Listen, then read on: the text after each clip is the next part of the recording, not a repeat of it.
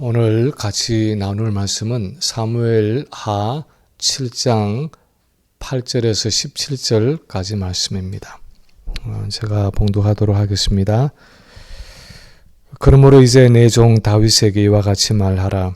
만군의 여호와께서 이와 같이 말씀하시기를 내가 너를 목장 곧 양을 따르는 데에서 데려다가 내 백성 이스라엘의 주권자로 삼고 네가 가는 모든 곳에서 내가 너와 함께 있어 내 모든 원수를 내 앞에서 멸하였은즉 땅에서 위대한 자들의 이름같이 내 이름을 위대하게 만들어 주리라. 내가 또 내 백성 이스라엘을 위하여 한 곳을 정하여 그를 심고 그를 거주하게 하고 다시 옮기지 못하게 하며 악한 종류로 전과 같이 그들을 해하지 못하게 하여 전에 내가 사사에게 명령하여 내 백성 이스라엘을 다스리던 때와 같이 아니하게 하고 너를 모든 원수에게서 벗어나 편히 쉬게 하리라. 여호와가 또 내게 이르노니 여호와가 너를 위하여 집을 짓고 내 수완이 차서 내 조상들과 함께 누울 때에 내가 내 몸에서 날 내 씨를 내 뒤에 세워 그의 나라를 견고하게 하리라. 그는 내 이름을 위하여 집을 건축할 것이요 나는 그의 나라 왕위를 영원히 견고하게 하리라.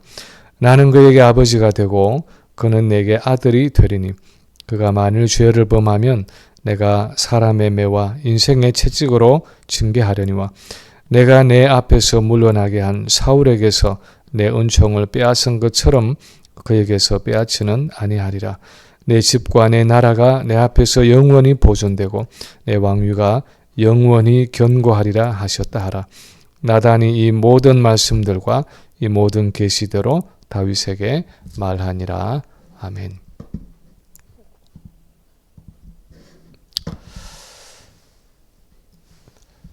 미국의 시사 주간지 타임지가 2022년 올해의 인물에 젤렌스키 우크라이나 대통령을 선정했습니다. 이 젤렌스키 대통령을 뽑은 이유에 대해서는 그를 통해서 용기도 두려움만큼 널리 전파될 수 있다는 것이 증명되었다 하면서 그것이 그를 올해의 인물로 선정한 이유라고 밝혔습니다. 사실 한 1, 2년 전에 탈레반에 의해서 아프가니스탄의 수도 카불이 함락되기 전에 대통령이 자기 국민을 버리고 헬리콥터에 돈을 싣고 아직 이 수도가 함락되기도 전인데 벌써 혼자 나라를 탈출했다는 소문이 있었습니다. 그런데 그 대통령과는 아주 대조적으로 러시아의 공격이 시작되고 미국이 젤렌스키 대통령에게 수도를 탈출할 헬리콥터를 보내주겠다고 제안을 했는데도 4개의 헬리콥터를 보내지 말고 러시아와 싸울 총탄을 보내달라고 하면서 정부 관료들과 함께 마지막까지 남아서 수도를 사수했던 것이 이 우크라이나의 대통령이었습니다. 위기 속에서도 자기 목숨을 걸고 나라와 국민들을 지키고자 하는 이런 훌륭한 대통령이 있다는 것은 그 나라의 자부심이고 국민의 복입니다. 아마 젤렌스키 대통령은 비록 평범한 코미디언 대통령으로 시작을 했지만 우크라이나의 역사 속에서 영웅적인 대통령으로 오랫동안 기억이 될 것입니다. 근데 사실 이스라엘에서 다윗이 그런 왕이었습니다. 이새의 막내 아들이었고 한 목동으로 시작한 다윗의 왕권은 점점 더 힘을 얻어서 마침내 이스라엘의 첫 왕 사울을 이어서 왕이 되고 마침내 이스라엘을 괴롭히던 주변 국가들을 다 정복하고 태평성대를 이루었습니다. 그래서 오늘 본문이 시작되는 7장 1절에 보면 여호와께서 주변의 모든 원수를 무찌르사 왕으로 국내 평안히 거하게 하신 때에 라고 기록하고 있습니다. 아마 다윗은 한국의 역사로 생각해 보면 마치 광개토 대왕같이 주변국을 평정하고 영토를 확장하고 평안을 가져온 왕이었습니다. 그런데 성경은 예수님을 이 다윗의 자손으로 오셨다고 말하고 있습니다. 로마서 1장 3, 4절에 보면 그의 아들에 관하여 말하면 육신으로는 다윗의 혈통에서 나셨고 성결의 영으로는 죽은 자들 가운데서 부활하사 능력으로 하나님의 아들로 선포되셨으니 곧 우리 주 예수 그리스도시니라 하고 말하고 있습니다. 복음서의 여러 곳에서 보면 소경 바디메우를 비롯해서 당시 많은 사람들이 예수님께 나와서 다윗의 자손 예수여 하고 불렀습니다. 성경에서 예수님을 다윗의 자손으로 오신 예수라고 부를 때는 물론 육체적으로 다윗의 혈통으로 오신 것을 말하면서도 하나님의 구속사 안에서 가지고 있는 독특한 의미가 있었습니다.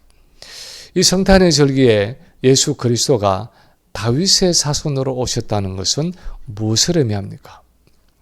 첫 번째로 본문에 의하면 예수님이 다윗의 자손으로 오셨다는 것은 하나님의 영구적인 임재를 가져온 것을 의미했습니다. 다윗의 자손으로서 하나님의 영구적인 임재를 가져온다는 것을 의미했습니다.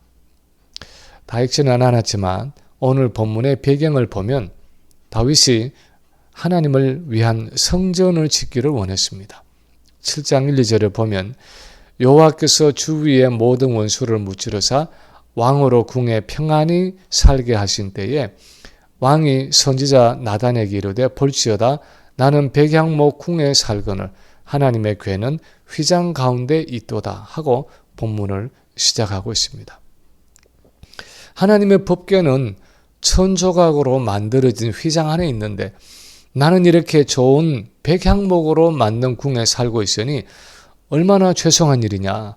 내가 하나님을 위해서 성전을 지어드리고 싶다 하는 것이 다윗이 선지자 나단에게 한 말이었습니다. 나단은 다윗의 이 말에 자기의 그 개인적인 생각을 구합니다. 3절에 있는 것처럼 여호와께서 왕과 함께 계시니 마음에 있는 모든 것을 행하소서. 그런데 그날 밤에 여호와의 말씀이 선지자 나단에게 임했습니다. 그리고 다윗이 성전을 건축하는 것이 아니라 다윗의 씨, 즉 다윗의 후손이 그 성전을 짓게 될 것이라고 말씀하셨습니다. 그것이 12절, 13절의 말씀입니다. 거기 보면 내 수환이 차서 내 조상들과 함께 누울 때에 내가 내 몸에 내 씨를 내 뒤에 세워 그의 나라를 견고하게 하리라. 그는 내 이름을 위하여 집을 건축할 것이요 나는 그의 나라 왕위를 영원히 견고케 하리라 하고 말씀하십니다. 우리는 여기서 내 몸의 내 씨, 즉 다윗의 몸에서 태어나는 후손은 1차적으로 솔로몬이라는 사실을 알 수 있습니다. 왜냐하면 다윗이 그렇게 원하던 그 성전을 결국은 솔로몬이 지었기 때문입니다. 그러나 동시에 이 다윗의 자손은 앞으로 오실 메시아 예수님을 지칭하고 있다는 사실을 알 수 있습니다. 왜냐하면 하나님이 나는 그의 나라 왕위를 영원히 견고케 하리라 하고 말씀하셨기 때문입니다. 우리가 아는 것처럼 솔로몬의 왕위는 그가 죽은 후에 분열되어서 남유다와 북이스라엘로 나뉘어졌고 솔로몬의 아들 르호보암이 이었던 남유다는 BC 586년에 바벨론에 의해서 망하고 맙니다. 솔로몬의 왕위는 결코 영원하지 않았습니다. 그래서 우리는 영원한 왕권을 이어갈 이 다윗의 씨는 궁극적으로 다윗의 자손으로 오시는 예수 그리스도라는 사실을 알 수 있습니다. 그래서 오늘 본문에 따르면 다윗의 자손으로 오시는 예수 그리스도는 하나님이 거하실 성전을 만드시는 분으로 예언되어 있습니다. 다윗 이전의 이스라엘 역사를 보면 그동안 이스라엘 백성들에게 하나님의 임재를 상징하는 이 성전은 임시적이고 잠정적이고 불안정한 것이었습니다. 마치 여름에 배낭 여행을 하면 텐트를 접어서 배낭 속에 넣어 가서는 도착해서 그 텐트를 폈다가 하루 자고는 또다시 접어서 배낭에 넣고 여행을 계속하듯이 이스라엘 백성들은 광야를 이동할 때마다 매번 그 성막을 다 분리하고 해체해서 운반해야 했습니다. 여호와의 구름이 멈추었으면 또다시 짐을 풀어서 그곳에 다시 성막을 세워야 했습니다. 결국은 그동안 언약 백성 이스라엘 안에 있는 하나님의 임재와 교제라는 것은 임시적이고 가변적이고 불안정한 것이었습니다. 그래서 다윗은 이제 이스라엘의 수도 예루살렘에 영구적인 성전 짓기를 원했던 것입니다. 결국 솔로몬이 아버지 다윗의 소원대로 돌로 만든 성전을 예루살렘에 지었지만 다윗의 자손으로 오신 예수님은 이 땅에 오셔서 자기의 몸으로 성전을 지으심으로 언약 백성 가운데 하나님의 임재가 영구적인 모습으로 거하시도록 하셨다는 것입니다. 요한복음 1장 14절에 보면 요한이 예수님의 성육신에 대해서 이렇게 표현하고 있습니다. 말씀이 육신이 되어 우리 가운데 거하심에 우리가 그의 영광을 보니 아버지의 독생자의 영광이요 은혜와 진리가 충만하더라. 여기서 거하심에 하는 단어의 원어는 장막을 침해, 텐트를 침해하는 동사입니다. 그 명사형은 바울이 고린도후서 5장 1절에서 우리 육신의 죽음을 의미하면서 만약 땅에 있는 우리 장막집이 무너지면 할 때의 장막이라는 단어입니다. 그래서 요한복음 1장 14절에서 요한이 의미하고 있는 것은 하나님이 예수라는 인간의 몸을 장막으로 삼아서 이 땅에 찾아오시고 거하셨다는 것입니다. 성탄 사건은 바로 예수님이 육신을 입고 이 땅에 오심으로 하나님이 그 예수님의 몸을 성전 삼아 이 땅 위에 영구적으로 더욱 온전히 거하게 된 사건이라는 것입니다. 다시 말해서 예수님이 다윗의 자손으로 이 땅에 오셨다는 것은 그분이 진정한 하나님의 성전으로서 이 땅에 살고 있는 자기 언약 백성들 가운데 영구적인 하나님의 임재를 가져오고 그래서 하나님과의 온전한 교제를 회복하셨다는 것을 의미했습니다. 성탄의 가장 큰 축복은 다윗의 자손으로 오신 예수 그리스도를 통해서 하나님의 실제적인 임재가 우리에게 가능하게 되었다는 것입니다. 거룩하신 하나님이 죄악된 우리 안에 거하실 수가 있게 되었다는 사실입니다. 우리가 이제 하나님의 임재 속에 살아갈 수 있게 되었다는 것입니다. 예전에 수도사였던 로렌서 형제와 프랭크 루박 선교사가 쓴 일기들을 모은 그 책의 제목이 하나님 임재 연습이라고 쓰여져 있어서 참 의아하게 생각했던 적이 있었습니다. 하나님 임재 연습이라니 이게 도대체 무슨 연습인가? 어떻게 연습한다는 것인가? 하고 이상하게 생각을 했습니다. 그런데 읽어보니까 핵심은 그것이었습니다. 예수님은 그분의 구속 사역을 통해서 바로 그 하나님의 임재를 우리에게 가능하게 해주셨는데 우리는 그 하나님의 임재를 의식하지 못하고 그냥 나 혼자서 고아처럼 살아가고 있을 때가 많다는 것입니다. 늘 불안하고 초조하고 쫓기는 마음으로 살아가는 것입니다. 그러니까 하나님이 내 안에 계시고 그리고 내 삶에 임재해 계신다는 것을 의식하는 훈련을 하자 하는 내용의 일기들이고 책이었습니다. 그렇습니다.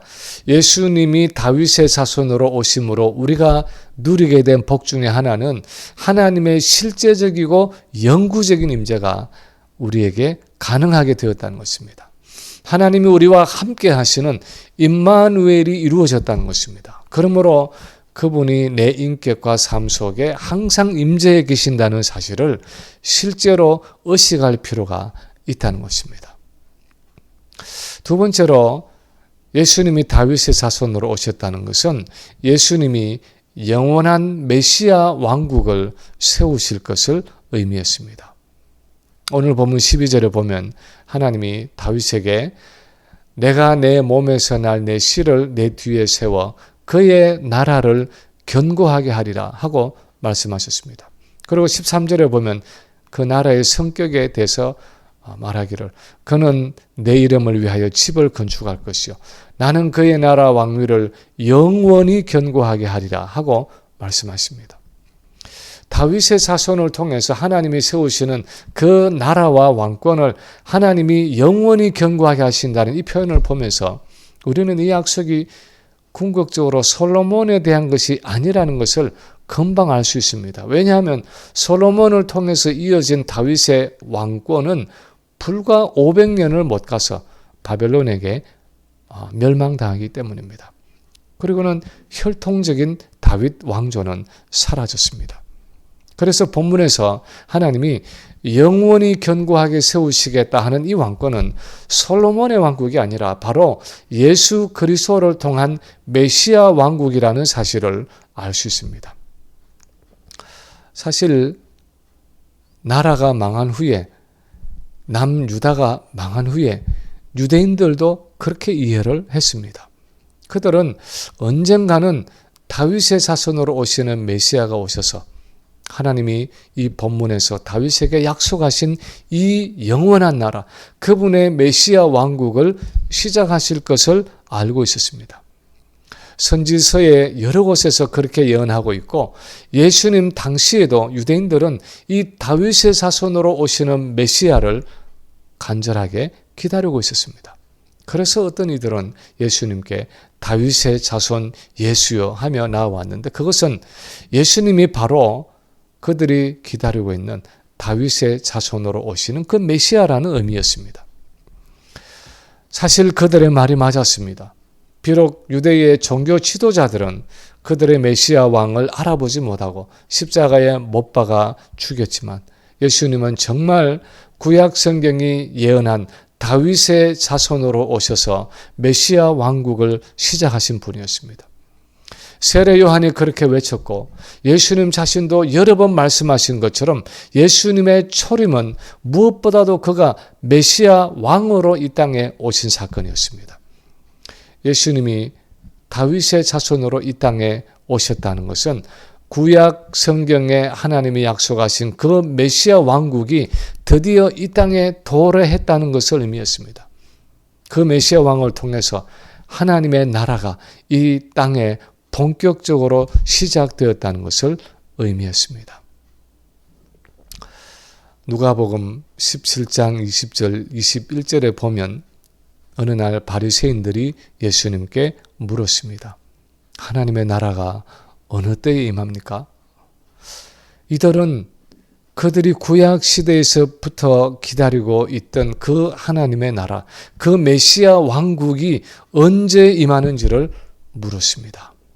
그때 예수님이 대답하십니다. 하나님의 나라는 볼 수 있게 임하는 것이 아니요 또 여기 있다 저기 있다 고도 못하리니 하나님의 나라는 너희 안에 있느니라. 사실 더 좋은 번역은 너희 중에 있느니라 하는 번역입니다. 다시 말하면 하나님의 나라, 그 메시아 왕국은 눈에 보이도록 화려하게 임하는 군사적이고 정치적인 나라가 아니라 눈에 보이지 않게 사람들의 심령 속에 임하는 하나님의 영적인 통치인데 그 하나님의 나라는 이미 너희 가운데 왔다는 것입니다. 너희가 말하는 그 메시아 왕국은 이미 도래했다는 것입니다. 그리고 그 하나님 나라의 성격에 대해서 많은 말씀들을 주셨습니다. 2000년 전에 예수님이 몸을 입고 이 땅에 오셨을 때 대부분의 사람들은 예수님을 하나님이 보내신 왕으로 인정하지 않았습니다. 그들이 기다리던 메시아 왕국이 도래했다고 생각하지 않았습니다. 그래서 왕이신 예수님을 배척하고 조롱하고 비웃고 침뱉고 마침내 십자가에 못 박아 죽였습니다. 그런데 오늘날도 많은 사람들이 그렇게 생각합니다. 지금은 사단이 이 세상의 왕으로 지배하고 있는데 말세가 가까워지면 그때 가서 예수님이 오셔서 그분의 나라를 세우신다고 생각합니다. 어떤 이들은 예수님이 재림하시면 이 땅 위에 자기 왕국을 세우시고 그때 성도들과 함께 천년 동안 이 땅을 다스리신다고 생각합니다. 또 어떤 이들은 예수님이 예루살렘에 재림하셔서 성전 제사를 회복하시고 유대인 왕국을 세우신다고 생각합니다. 그때 구약에서 예언한 메시아 왕국이 이 땅 위에 이루어진다고 생각을 합니다. 그러나 성경 전체의 말씀들을 보면 2000년 전에 예수님이 몸을 입고 이 땅에 오셨을 때 왕으로 이 세상에 오셨다고 말씀하고 있습니다.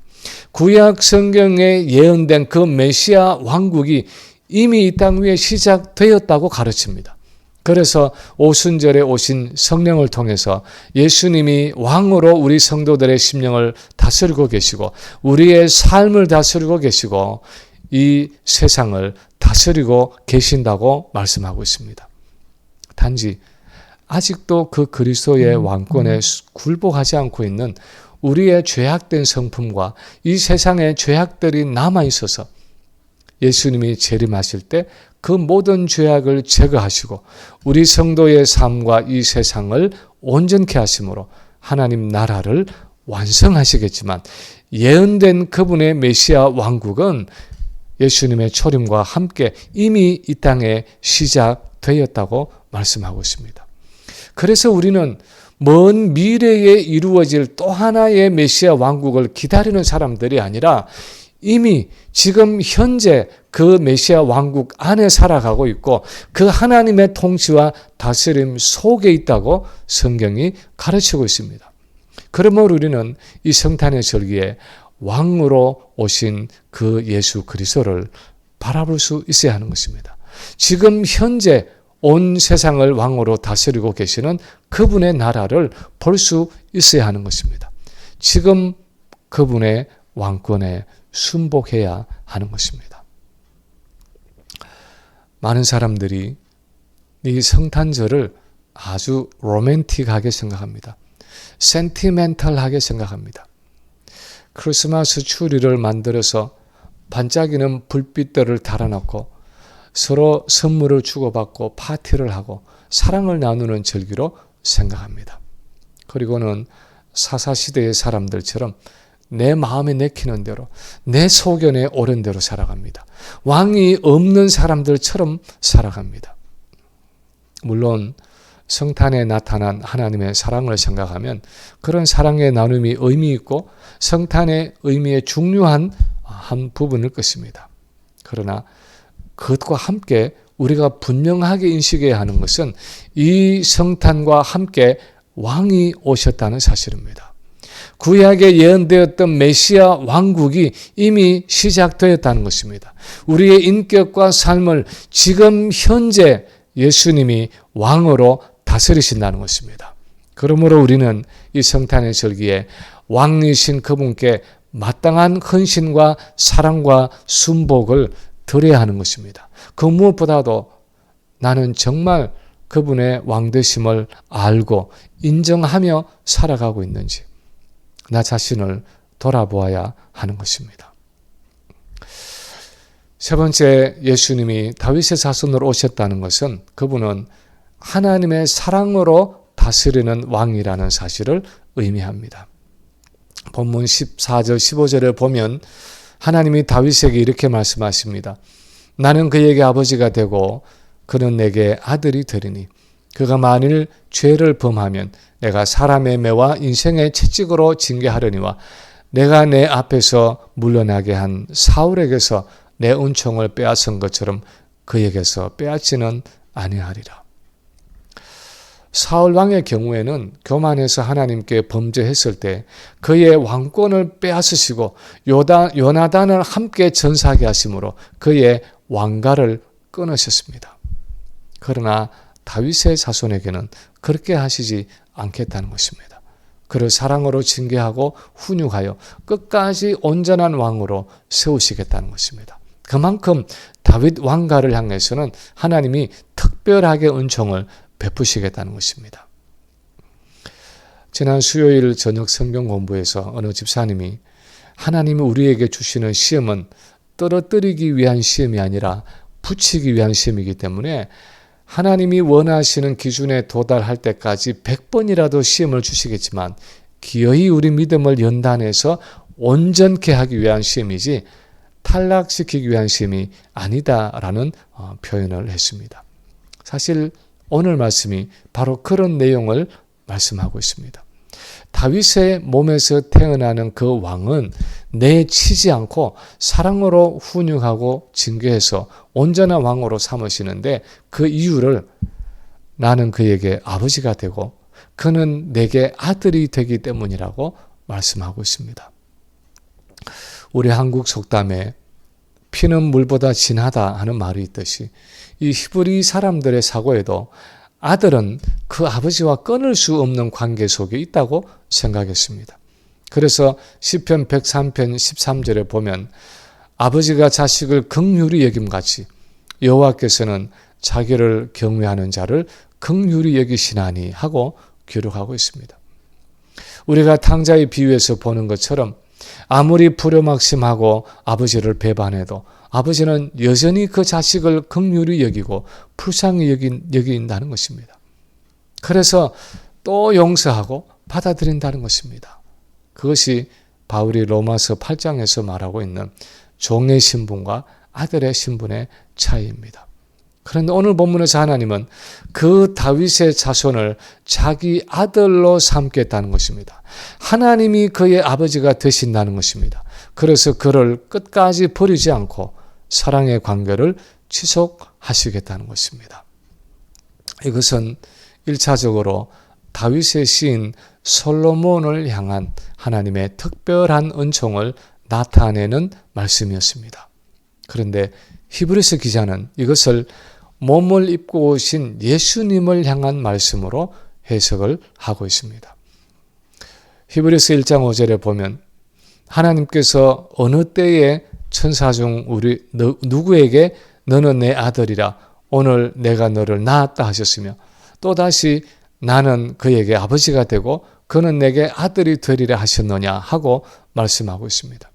여기서 나는 그에게 아버지가 되고 그는 내게 아들이 되리라 하는 말씀은 바로 예수 그리스도에 대한 말씀이라는 것입니다.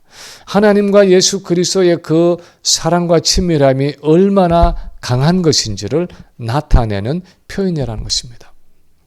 정말 이것은 성경 전체가 말씀하는 성부와 성자 사이에 아주 특별한 사랑의 관계를 나타내는 표현입니다. 우리는 성경에서 성부와 성자는 영원 전부터 말할 수 없는 사랑의 관계 속에서 교제하고 계셨다는 것을 여러 번 발견할 수 있습니다. 그런데 창세 전부터 가져온 사랑의 교제 속에서 예수 그리스도가 하나님을 대신해서 이 땅에 오셔서 왕권을 행사하시기 때문에 그분은 하나님의 속성이신 아버지의 속성이신 그 사랑으로 자기 백성을 다스리신다는 것입니다. 그래서 상한 갈대도 꺾지 않으시고 꺼져가는 등불도 끄지 않으시는 자비와 긍휼의 왕으로 자기 백성을 다스리는 것입니다. 창세기 3장에 보면 사단이 아담과 하와를 유혹한 중요한 거짓 중에 하나는 하나님을 아주 인색하고 잔인한 폭군처럼 인식하게 한 유혹이었습니다. 뱀의 모습으로 나타난 사단이 하와에게 말합니다. 하나님이 참으로 너희에게 동산 모든 나무의 열매를 먹지 말라 하시더냐. 이 사단의 끊임없는 전략은 하나님은 사랑이 없고 율법적이고 인색하고 두려운 하나님이라고 기만하는 것입니다. 그래서 실제로 하나님이 그렇게 마치 말씀하신 것처럼 하나님이 참으로 너희에게 동산 모든 나무의 열매를 먹지 말라 하시더냐 하고 밀어붙였고 하와는 그 사단의 꾀임에 넘어가고 말았습니다. 예수님의 비유에 나오는 한 달란트 받은 종의 그 주인에 대한 인식도 마찬가지였습니다. 왜 그 한 달란트를 땅에 지금까지 묻어두느냐 하고 물으니까 이 종이 하는 대답이 주인이여 당신은 굳은 사람이라 심지 않은 데서 거두고 해치지 않은 데서 모으는 줄을 내가 알았으므로 내가 두려워하여 나가서 당신의 달란트를 땅에 감추어 두었나이다 하고 말하고 있습니다. 심지 않은 데서 거두고 해치지 않은 데서 모으는 아주 인색한 주인이고 종들을 착취하는 두려운 주인이라는 것입니다. 사실 오늘날도 많은 사람들이 하나님을 그런 하나님으로 인식하고 있습니다. 그래서 하나님을 두려워하고 하나님의 다스림과 통치 안에 있지 않으려고 합니다. 하나님은 나의 자유를 구속하고 나의 행복을 빼앗아 간다고 생각합니다. 하나님의 왕권을 싫어합니다. 사실 제가 대학교 3년을 교회를 떠나서 살은 것도 바로 그런 이유 때문이었습니다. 그런데 오늘날 많은 그리스도인들이 세상과 교회의 양다리를 걸치고 하나님께 온전히 헌신하지 않으려고 하는 이유도 마찬가지 이유 때문입니다. 많은 사람들이 예수를 믿는다고 말하면서도 예수님의 왕권에는 굴복하지 않으려고 합니다. 예수 믿는 신자로는 살아가겠지만 예수를 따르고 예수님의 명령에 순종하는 제자로 살아가는 것은 싫다고 말합니다. 그런데 예수님이 이 땅에 오셔서 정말 전력 투구해서 그렇게 애쓰신 일은 하나님은 절대로 그런 분이 아니라는 사실을 보여주시는 일이었습니다. 창세전부터 그분이 성부와 영원한 사랑의 교제 가운데 지내오셨는데 아버지는 하나님은 자기 자식을 불쌍히 여기는 아버지와 같이 자기 백성을 긍휼히 여기시는 사랑의 하나님이라는 것입니다. 그 하나님의 성품을 보여주기 위해서 예수님이 아버지 하나님의 왕권을 가지고 다윗의 자손으로 이 땅에 오셨다는 것입니다. 예수 그리스도는 왕으로 우리를 다스리시지만 하나님의 사랑으로 우리를 다스리시는 분입니다. 성부와 성자가 창세 전부터 가져왔던 그 친밀한 교제 속으로 우리를 부르셔서 그 사랑의 교제를 함께 나누게 하십니다. 그것이 주님이 성탄에 가지고 오신 왕권의 성격이고 특징이었습니다. 이제 말씀을 마칩니다. 이 성탄의 절기에 오신 예수님은 도대체 어떤 분입니까? 그분은 왕으로 이 땅에 오신 분입니다. 구약에 예언된 메시아 왕국, 그 하나님의 나라를 가지고 오신 분입니다. 그러나 그분은 세상의 왕들과는 다른 왕이었습니다. 그분은 거룩하신 하나님의 임재를 우리에게 가져오신 왕이었고 사랑이신 하나님의 성품을 우리에게 보여주신 왕이었습니다. 하나님은 몸을 입고 오신 예수님을 통해서 우리에게 가까이 다가오셔서 다스리시는데 사랑으로 다스리시는 분입니다. 그분은 사랑의 왕이시고 평강의 왕이십니다. 이 성탄을 맞이해서 몸을 입고 우리 가까이에 찾아오신 이 하나님의 사랑의 왕권에 온전히 순복하고 하나님의 왕 되심을 우리 삶 가운데 기뻐하고 즐거워하는 복된 성도들이 되시기를 주님의 이름으로 간절히 축원합니다.